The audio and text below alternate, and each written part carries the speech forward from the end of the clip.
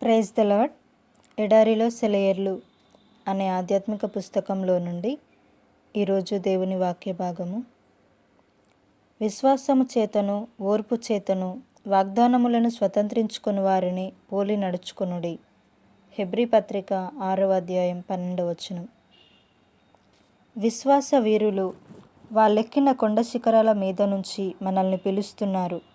ఒక మనిషి ఒక పనిని చేయగలిగాడంటే మరో మనిషికి కూడా అది సాధ్యమే అంటూ వాళ్ళు మనకు విశ్వాసం ఎంత అవసరమో చెప్తున్నారు.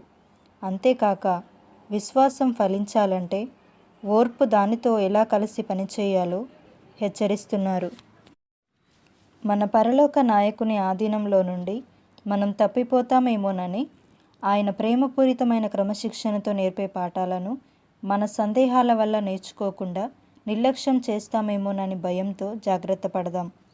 ఒక గ్రామంలోని కమ్మరి అన్నాడు, నేను భయపడేది ఒకటే, పనికిరాని తుక్కుతో నేను కూడా పడిపోతానేమోనని. నేను ఒక ఉక్కు ముక్కను తీసుకున్నప్పుడు దాన్ని ఎర్రగా కాలుస్తాను, సుత్తితో దాన్ని సాగదీస్తాను, ఒక్కసారిగా దాన్ని చన్నీళ్లలో ముంచుతాను. అది ఎండు కర్రలో విరిగిపోతుందో లేక గట్టిగా నిలిచి ఉంటుందో నాకు అప్పుడు తెలుస్తుంది. 2-3 ప్రయత్నాలు చేసి పనికి రాకపోతే దాన్ని అవతల పారేస్తాను. పనికిరాని సామాన్లు కొనేవాడు వచ్చినప్పుడు చవకగా దాన్ని అమ్మేస్తాను. ప్రభువు కూడా నన్ను ఇలాగే పరీక్షిస్తాడు. అగ్నితోనూ నీళ్లతోనూ బరువైన సుత్తి దెబ్బలతోనూ నన్ను పరిశోధిస్తాడు.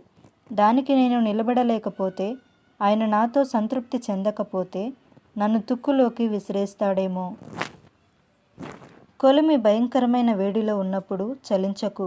తరువాత దశలో దీవెన ఉంది. యోబుతో కలిసి మనము చెప్పవచ్చు, ఆయన నన్ను పరీక్షించినప్పుడు కొలిమిలోని బంగారంలాగా తయారైనాను. శ్రమల ద్వారానే మనుషులు పరిశుద్ధులవుతారు.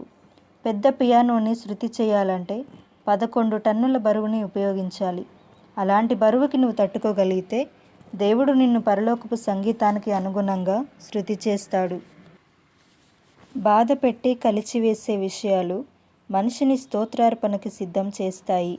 కిలకిల నవ్వే ఆహ్లాదపు దినాల కంటే దిగ్భ్రాంతి, నాశనము, యాతన దినాలే శ్రేష్టము.